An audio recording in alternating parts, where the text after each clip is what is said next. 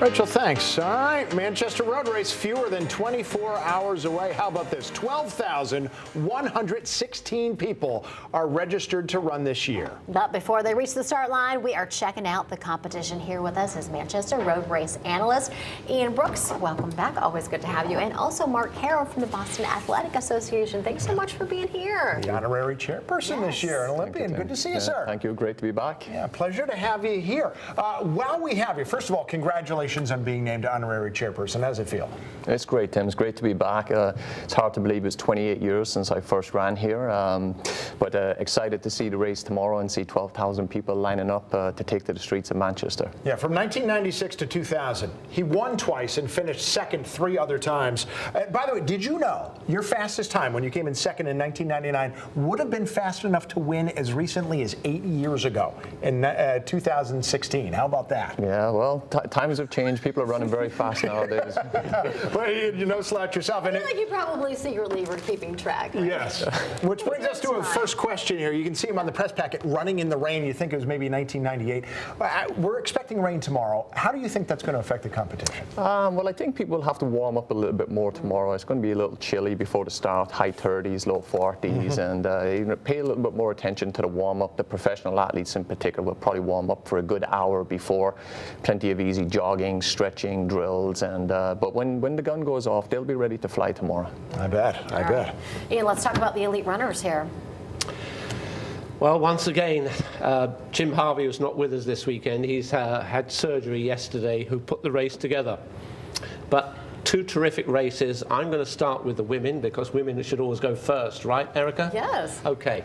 So it's Wayne Kaladi's race to lose. Yes. Yeah, we've said that a lot. Absolutely. She's won it 3 times in a row. Could she make it 4 in a row and become the first to win 4 in a row? Not the first to win 4 overall because Amy Rudolph won 5 in total. Now, the only question with Wayne coming back is she hasn't raced since the Olympic Games when she placed 8th in the 10,000 meters in Paris. She went home to Eritrea to see her family, was not greeted warmly by her people in Eritrea at all. They took possession of most of her belongings at the airport, so she had a lot of issues, so she's back. She's only been back training 4 weeks, so as Mark and I were talking earlier, we don't quite know what condition she's in, but knowing Wayne as I do over these years, she's somebody who gets fit very quickly. Oh, okay. So it's her race to lose, but you don't win a race on paper, Erica. Right. And Tim knows that very well. Yes.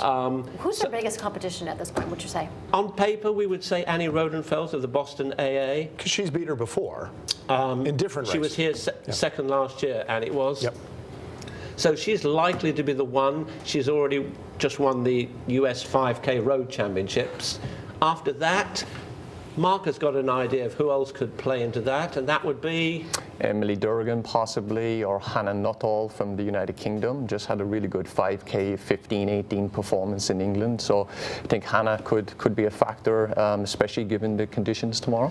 You think she likes English weather? I bet. She probably does. All right, let's talk about the men for a second, right? We've got Morgan Beadlescombe. He had committed to the race, but then had to drop out. Connor Mance, who's gone neck and neck with, also not running this year. Does this mean it's more wide open? Who are the favorites? It is wide open, Tim, but there's 3 men returning from the Paris Olympics this year. Edwin Kurgat from Kenya has had a fantastic year, breaking 13 minutes for 5,000 meters, breaking 27 minutes for 10,000 meters. He's in great form. Ben Flanagan from Canada also ran 13:04 this year, won the Manchester Road Race in 2021. He's also back, and we have Patrick Deaver from the United Kingdom, also a 13:04 5,000 meter runner.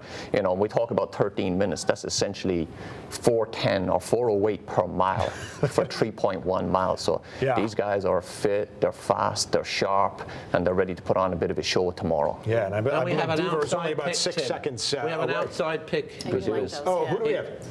Andrew Colley. Yes. 2 years ago he was 4th, and he has the 4th fastest time ever on this course. And the thing is, the 3 that beat him that time are not here. Yeah. So Kurgat comes in as the dominant favourite. But it's a long time since the Olympics. He had a great year. And as Mark and I were talking earlier, for so many of these athletes, it's been a long year with the Olympics. We don't quite, this is very transitional at the moment. Having said that, some of them are looking to get a new contract because their contracts likely expire in Olympic year. So there's a lot going on, and fortune favors the brave, dare we say? We will see. All right, well, gentlemen, thank you so much for taking the time to be with us. I know we just scratched the surface, but we got a lot of time to talk about it tomorrow. Remember, Fox 61 is a proud sponsor of the Manchester Road Race.